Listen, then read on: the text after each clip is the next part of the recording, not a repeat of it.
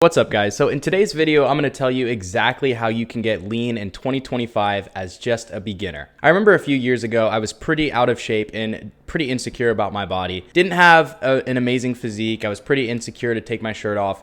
And I just remember looking in the mirror and being pretty unhappy with what I saw.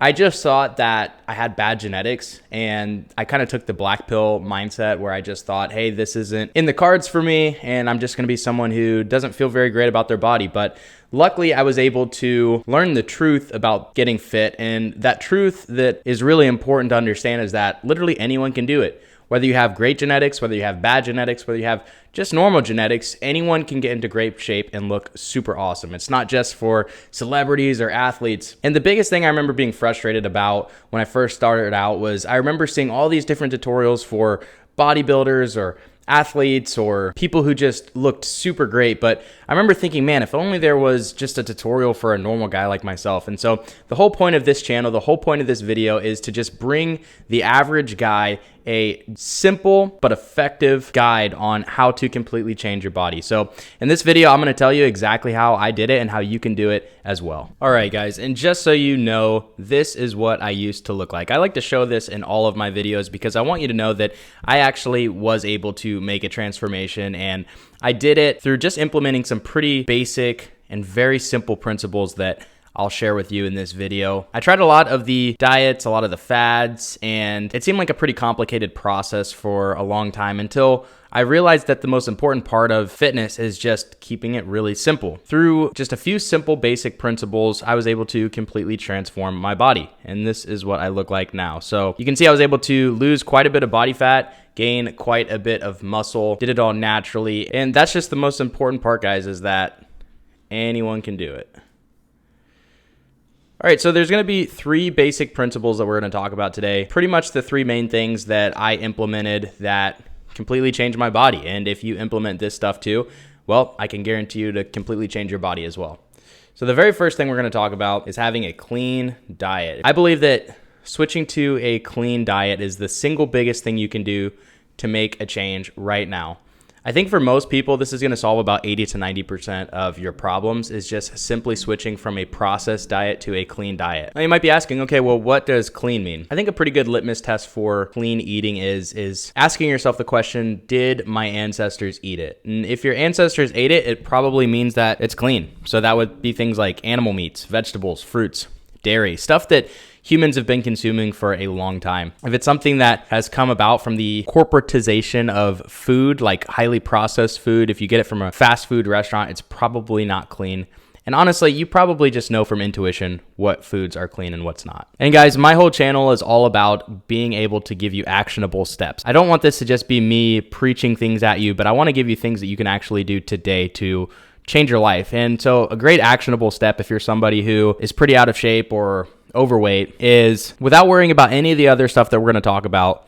If you're somebody who's just starting from square one, a great way that you can do this is eat as much food as you want today, but make it within the confines of it has to be healthy animal protein or fruit. So don't even worry about calorie deficit. Don't even worry about any of that other stuff yet. But literally a great actionable step that you can take today is just eat as much food as you want, but it has to be healthy animal protein or it has to be fruit. And I think that that's going to be a great way for people who are at square one to start, because I think that if you're at square one and a lot of this fitness stuff might seem intimidating, like going to the gym and what a calorie deficit is and calculating calories and all that, I think that this would just be a really effective first base to start at, would just be to simply switch over to clean foods. And then we can build off that from there. Because ultimately, I think it's very difficult to be overweight and unhealthy if you only eat clean. I think you're gonna be pretty hard pressed to find somebody who's morbidly obese who only eats healthy foods. Everybody knows that obesity really comes from processed foods, because processed foods, they're lower quality in terms of their macronutrient profile, and it's also less volume, meaning that you eat significantly more calories when you eat processed food, but it's also less food in general, right? Like think about the difference between 1,000 calories worth of McDonald's versus 1,000 calories worth of steak or chicken. All right, guys, so now that we have addressed switching over to a clean diet, we're gonna talk about calorie deficit. So calorie deficit is the biological process for losing weight. And if you've never heard of a calorie deficit, this is how I want you to think about. So imagine that we're at the bank and in your checking account, you have $2,500 and in your savings account, you have $10,000. Well, The whole goal right now is we're actually trying to drain, quote unquote, our savings account. So if we have $2,500 in our checking account and we spend $3,000, well, that means that we're going to have to borrow $500 from our savings account. We're going to have to take out $500 from our savings account.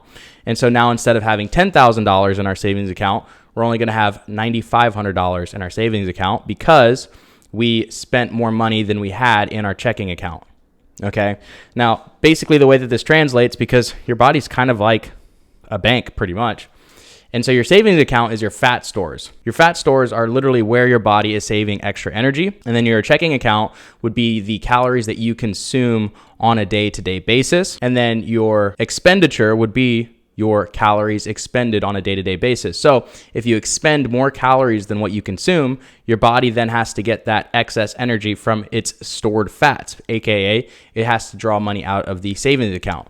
That means that the savings account goes down, and what that actually means is that your fat stores get reduced. So again, the goal is to quote unquote drain the savings, drain the fat stores. So we need to spend more than we take in. It's a pretty simple way to think about how calories work. It's just calories in, calories out. But again, I would recommend cleaning up the diet before we start thinking about a deficit.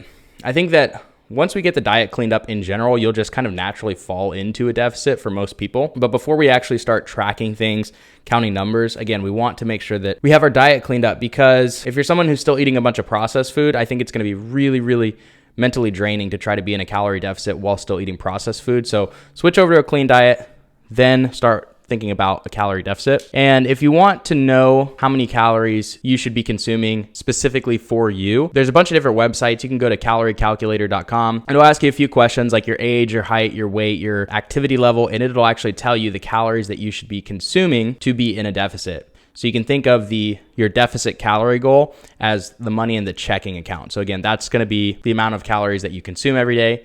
And then you just need to basically burn more than what you consume. All right, guys. And the third thing we're going to talk about, which I believe is kind of the X factor in getting lean, is low effort activity. Low effort activity is the stuff that is quote unquote not difficult, but I don't feel like it, if that makes sense. So good examples of that would be getting your steps in, getting 10,000 steps a day, taking the stairs instead of the elevator. It's stuff that it's not like it's super physically taxing, but it's really easy to bypass it, right? Like it's way easier to just say, I'm going to take the elevator, I'm not going to take the stairs, or I'm not going to get my steps in. But quite literally for me, walking might have gotten me shredded because it was just the difference between that extra 100 to 200 calories burned every single day, just because I made small, not difficult, but intentional actions like taking the stairs instead of the elevator or just getting enough steps in. And I really like this approach because it means that we don't have to think about dedicated cardio. We don't have to think about getting on the treadmill. I think it's really, to me, I don't know, maybe for some people it